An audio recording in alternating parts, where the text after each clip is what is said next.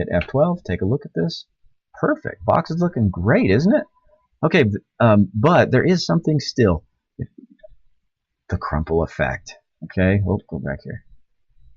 This crumpled effect is so cool. It makes it look so realistic. And the problem with 3D is when it doesn't look real, it's because it looks too perfect. And so we're going to add a crumple effect to this. And again, we're faced with the same question. Can I just throw a quick and dirty, crumpled texture on there, sort of a bump map texture? And that one you might be able to do. It actually is possible that you could just throw one on there quick and dirty. In fact, let's do that real quick. So, got the box selected. I've got the textures tab. I'm going to add a new texture now. Image or movie, yes.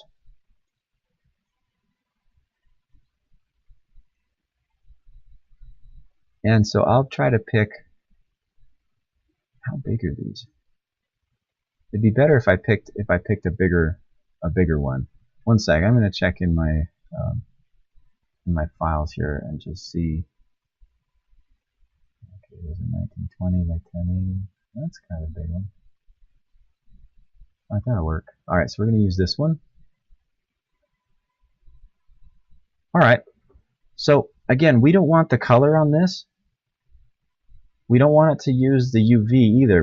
This is a quick and dirty. So we say, give us the generated coordinates and make them a cube. Wait, why isn't it doing it? I don't know, sometimes this is weird. No, that's not what we want. We want to generate it. Okay, maybe we want it to be UV. All right, whatever looks right, okay?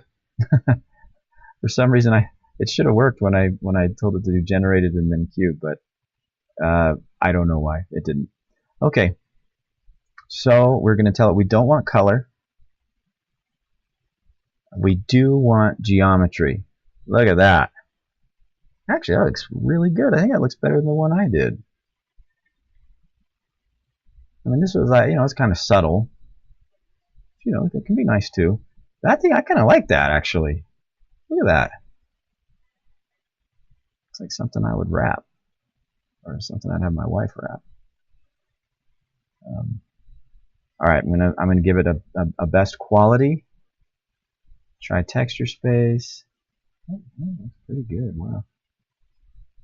Object space seems to give us a little more definition, and it's fun. So I think that's looking pretty good. I want one. Let's go ahead and hit F12.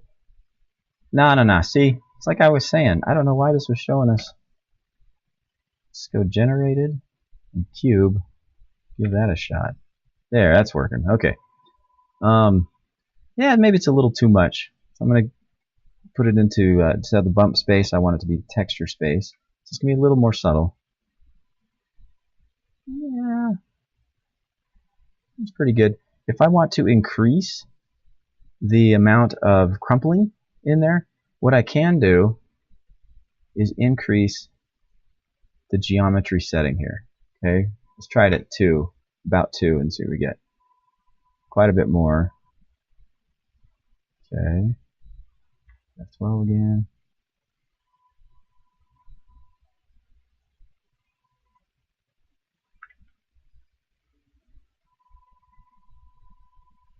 Well, I'm going to just go with one of these, but let's see.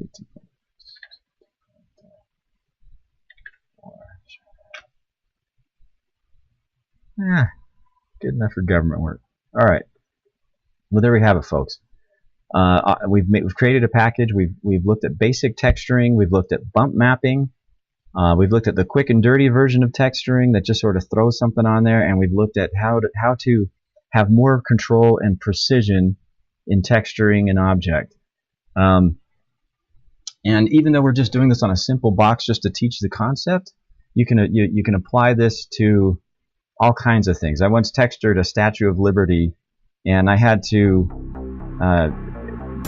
be very precise in all of these different, making sure that all the different faces and sides and all of these things, lined up. And this is exactly that. I used the same method here. It was just on a much larger scale. So, thanks for watching. We hope you'll subscribe to hear about more awesome videos and tutorials coming from Pixelarius Studios. Thanks a lot. Bye-bye.